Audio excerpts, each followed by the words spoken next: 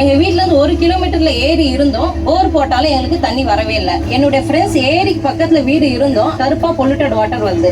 ஒரு பெருவெள்ளத்துல கழுத்தளவு தண்ணி, வீட்டுக்கு போறதுக்கு நீந்தி தான் போக வேண்டிய சூழ்நிலை, நீந்தி தான் போனேன்.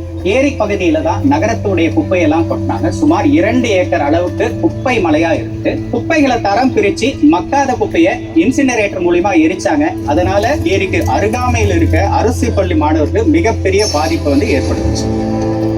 நாங்க ஃபர்ஸ்ட் டைமா 4Tங்கிற கான்செப்டை அறிமுகப்படுத்தியிருக்கோம். Reflect, train, desilting, deepening.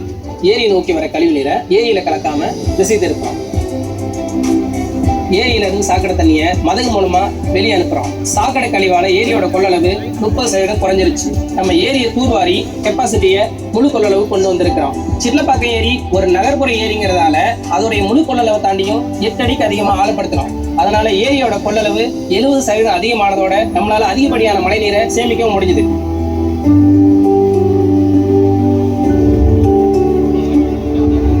உபரி நீரை வெளியேற்ற ஏரியோட ஒரு பகுதியில் வெள்ளம் ஒழுங்கி அமைச்சு ஏரியின் உபரி நீரை பெருமூடு வடிகால்வாய் மூலமா செம்பாக்க ஏரிக்கு கொண்டு போறோம்.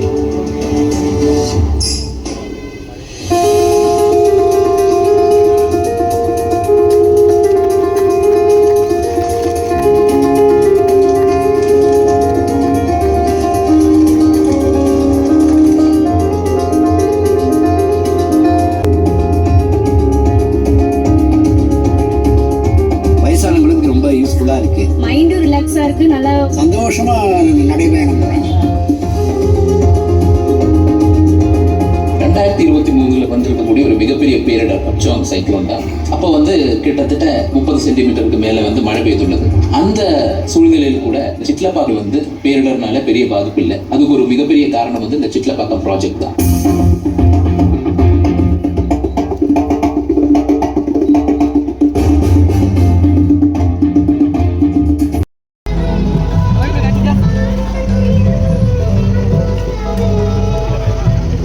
இந்த சிட்லப்பாக்கம் ஏரியை வடிவமைப்பதற்காக பல பேர் முயன்றிருந்தாலும் முக்கியமாக இந்த நேரத்தில் சிட்லப்பாக்கம் ரைசிங்கினுடைய நிறுவனர் தம்பி சுனில் உள்ளிட்ட அவருடைய உறுப்பினர்களே, நலசங்கத்தினுடைய சர்வமங்களா நகர், முத்துலட்சுமி நகர் உள்ளிட்ட நிர்வாகிகளே, சிட்லப்பாக்கம் பகுதியில் எந்த ஒரு சிறு பிரச்சனையாக இருந்தாலும் நேரடியாக அரசின் கவனத்துக்கு கொண்டு வருகின்ற மதிப்பிற்கு மரியாதைக்குரிய விஸ்வநாதன் அவர்களே, ஆக இந்த சிட்லப்பாக்கம் ஏரியை பொறுத்தவரை காணொலி காட்சியின் வாயிலாக பல பேர் இங்கே பேசியதை நாங்கள் பார்த்திருந்தாலும் ரொம்ப சிரமம் ஏற்பட்டு இந்த பணியை நடத்தி முடிந்து விட்டதா என்றால் இல்லை. நம்முடைய நாடாளுமன்ற உறுப்பினர் கேட்டால் ஃபுல்ஃபில் ஆகி போய்விட்டதா என்று. எங்களால் முடியவில்லை. இன்னும் அதற்கு சற்றேறக்குரிய 8 கோடி ரூபாய் நிதி தேவைப்படுகிறது. திட்ட மதிப்பீடும் தயாரிக்கப்பட்டிருக்கின்றது. தலைமை செயலர் உள்ளிட்ட மாவட்ட ஆட்சித்தலைவர், கமிஷனர்கள்லாம் நேரடியாக பார்த்திருக்கின்றார்கள். நம்முடைய மாண்புமிகு அமைச்சர் தாம அன்பரசு அவர்கள் வண்டியிலே போகும்போது எவ்வளவு நிதி வேண்டும், எதிலே சர்ப்ளஸாக இருக்கிறது என்ற ஒரு கேள்வியும் கேட்டிருக்கின்றார். ஆக இந்த கூட்டத்தின் வாயிலாக நமக்கு அந்த 10 கோடி நிதி கிடைக்கும் என்பதை உங்கள் மூலமாக நான் எதிர்பார்த்து கொண்டிருக்கிறேன். ஒவ்வொரு முறை வரும்போது மக்கள் என்ன தேவை இருக்கு, அவர்களுடைய விருப்பம் என்னங்கிறத தெரிவிச்சிருக்கிறாங்க. அது எல்லாத்தையும் ஒவ்வொன்றா பொறுமையாக கேட்டு அதையும் நிவர்த்தியாக செய்து கொடுத்திருக்கின்றோம். அது மட்டும் இல்லை, இந்த பார்க்கில் இன்னைக்கு இந்த பார்க் இவ்வளோ தூரம் முழுமை பெற்றிருக்குன்னா இதுக்கு முக்கிய பங்கு சிட்லப்பாக்கம் ரைசிங் நலசங்கம் மற்றும் SBI காலனி, சர்வமங்களா நகர், இது போல பல நலசங்கத்தை சேர்ந்த நிர்வாகிகள், பொதுமக்கள் இந்த பார்க் இவ்வளவு முழுமை அடைகிறதுக்கு பல நலசங்கத்தின் நிர்வாகிகள் பல கோரிக்கைகளை கொடுத்திருந்தாங்க. அது எல்லாத்தையும் தொடர்ந்து மாநகராட்சியின் சார்பில் செய்து இன்னைக்கு இதை மக்கள் இடத்துல அர்ப்பணிக்கிறதுல மிகவும் சந்தோஷமாக இருக்கின்றது. இந்த விடுபட்டு இருக்கின்ற 30% பணியும் நிச்சயமாக கூடிய விரைவில் தொடங்கி அதையும் முடிக்கப்படும் அப்படின்ற ஒரு நம்பிக்கை இன்னைக்கு வந்திருக்கிறது. ஏனென்றால் நம்மளுடைய மாண்புமிகு நாடாளுமன்ற உறுப்பினரும் மாவட்டத்தின் அமைச்சரும் நிச்சயமாக அதை நிறைவேற்றி தருவார்கள் என்பதை. இந்த ஏரியை பொறுத்தவரையிலும் பார்த்தீங்கன்னு சொன்னால் 47 ஏக்கர் பரப்பில் 25 கோடி ரூபாய் மதிப்பில் இன்றைக்கு சீரமைத்து புனரமைக்கப்பட்டு மக்கள் பயன்பாட்டிற்காக ஒப்படைக்கப்பட்டிருக்கிறது. ஏரியினுடைய கழிவுநீர் கலப்பு தடுக்கப்பட்டு இன்றைக்கு ஆழப்படுத்தப்பட்டிருக்கிறது. கொள்ளளவு அதிகரிக்கப்பட்டு சிட்லப்பாக்கம் பகுதியில் இருக்கிற பகுதி வெள்ளப்பகுதியிலிருந்து பாதுகாக்கப்பட்டிருக்கிறது என்பதை நான் மகிழ்ச்சியோடு தெரிவிக்க விரும்புகிறேன். அது மட்டும் இல்லாமல் ஏரியை சுற்றி பொதுமக்கள் பயன்பாட்டிற்காக நடைபாதை, சிறுவர் விளையாட்டு திடல், பூங்கா, திறந்தவெளி அரங்கம் இன்றைக்கு அமைக்கப்பட்டு பக்கத்தில் கூட மியூசிக் கச்சேரி நடந்துட்டு. ஆக இந்த பகுதியில் இருக்கிற மக்கள் மட்டும் இல்லை, வெளியில் இருக்கிறவங்க கூட வந்து வாக்கிங் போகிற அளவுக்கு இன்றைக்கு அற்புதமாக இந்த ஏரி உருவாக்கப்பட்டிருக்கிறது. அதுபோல் நம்முடைய தொகுதியில் இந்த ஏரி தூய்மைப்படுத்த வேண்டும் என்று மிக சிறப்பாக மாண்புமிகு அமைச்சர் அவர்களும், தம்பி சட்டப்பேரவை உறுப்பினர்களும், மாநகராட்சி மேயர், கமிஷன் எல்லாருமே அதுக்கு சிரமப்பட்டு இதை கொண்டு வந்திருக்காங்க. இன்னும் சிலது முற்றுப்பெறலை. முற்றுப்பெறாமல் இருக்கிறது உங்களுக்கும் தெரியும், எனக்கு உங்களுக்கும் தெரியும். நிதிநிலை காரணமாக அதை ஒதுக்கி வைக்கக்கூடாது. அந்த நிதிநிலையை எப்படியாவது கொண்டு வந்து தமிழக அரசோ மாநகராட்சியோ பாராளுமன்ற உறுப்பினரோ சட்டமன்றோ போடணும்.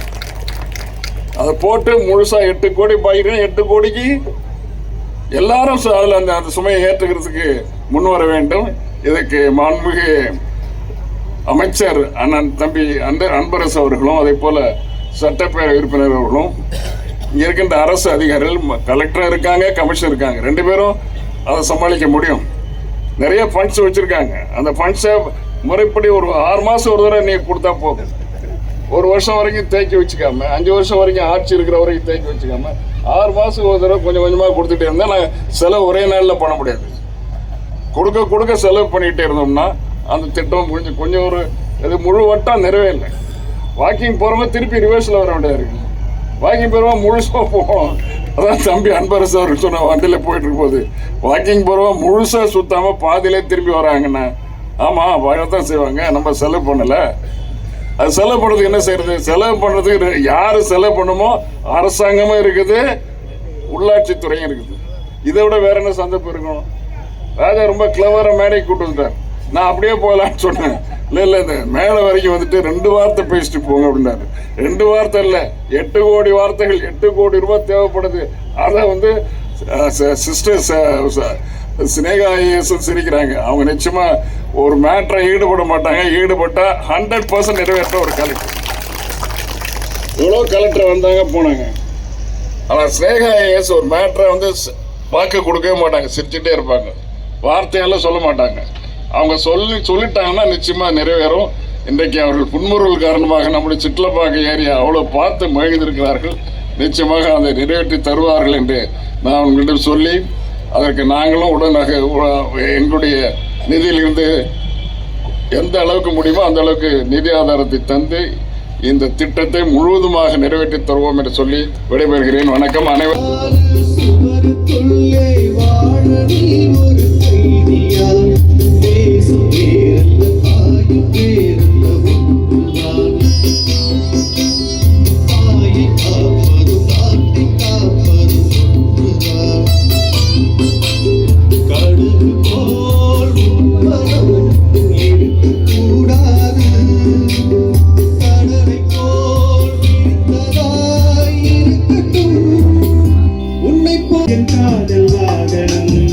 செந்தாமரை சென்னை மழை